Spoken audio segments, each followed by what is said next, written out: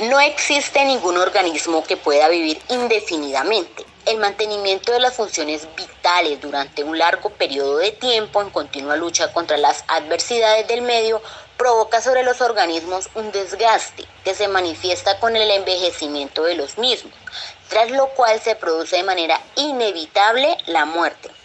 Para solventar este problema que acabaría con la vida en la Tierra, los organismos han desarrollado los mecanismos de la reproducción.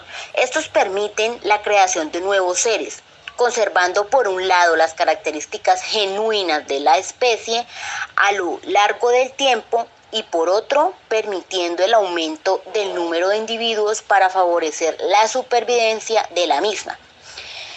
En este video de hoy hablaremos sobre la reproducción. Como podemos darnos cuenta, existen dos tipos de reproducción: la reproducción sexual y la reproducción asexual. Ahora conocerán un poco sobre la reproducción sexual. La reproducción sexual es en la cual participan dos individuos de la misma especie y de diferente sexo, es decir, la hembra y el macho.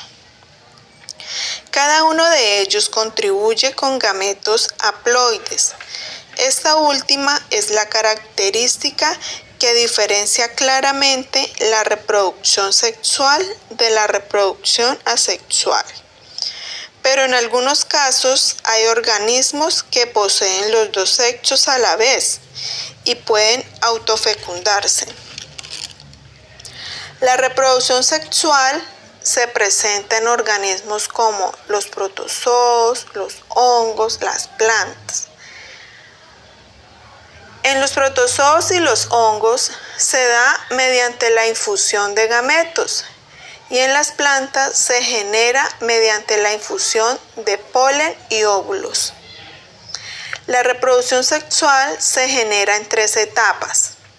La primera de ellas es la gametogénesis, que consiste en la reproducción de gametos masculinos, es decir, los espermatozoides. Los gametos femeninos y masculinos que pueden tener forma, estructura, tamaño y fisiologías diferentes. Sin embargo, el proceso que ocurre en el núcleo de ambos es similar. Otra etapa de la reproducción sexual es el desarrollo embrionario, el cual se genera cuando ocurre la fecundación y empieza el desarrollo embrionario. Este proceso inicia con la formación del cigoto y finaliza con el nacimiento del individuo. En el desarrollo embrionario podemos resaltar 3 tipos de animales con dicho proceso. Uno de ellos son los ovíparos, los cuales forman nuevos ticos en vitelo después de la formación del cigoto. De este grupo hacen parte los peces, anfibios, algunos reptiles, aves y los insectos. También tenemos los ovivíparos.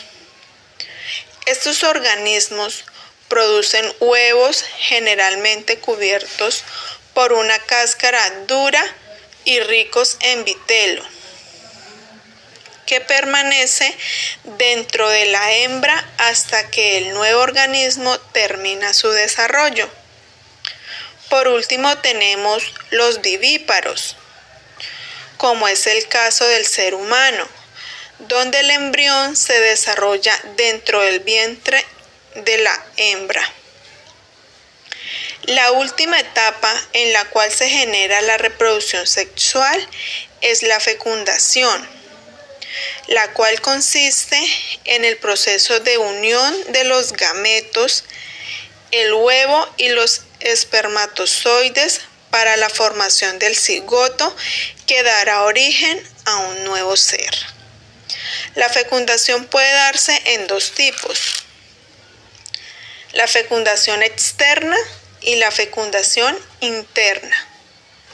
La fecundación externa permite la unión de las células sexuales femeninas y masculinas fuera del cuerpo de los animales y es común en los animales acuáticos y anfibios, es decir, en los peces en general, en los sapos.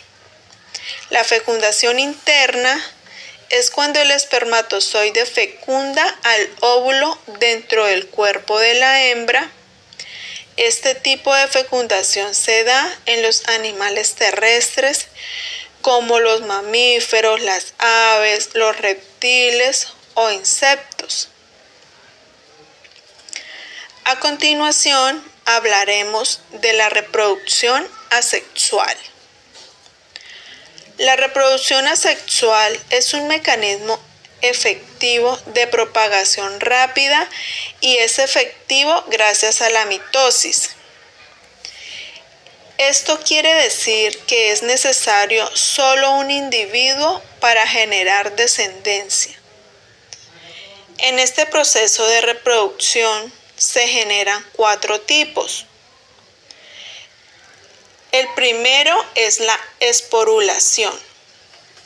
Este tipo de reproducción es más evolucionada que las anteriores porque involucra células especializadas en la reproducción y se presenta comúnmente en los hongos y algas.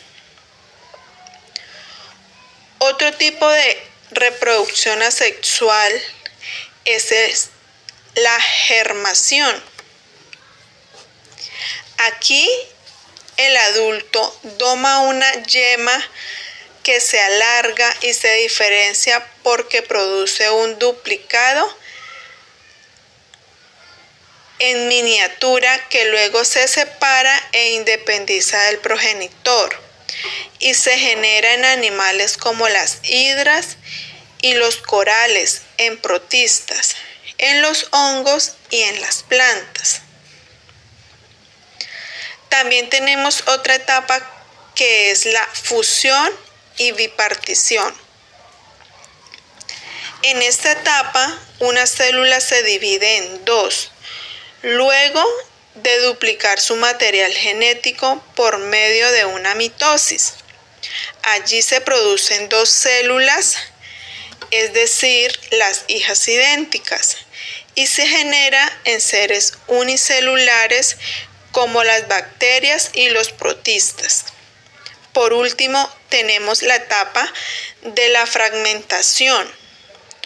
Durante esta etapa, el individuo nuevo se forma a partir del comportamiento de una parte o fragmento del progenitor y es muy común en animales y en plantas.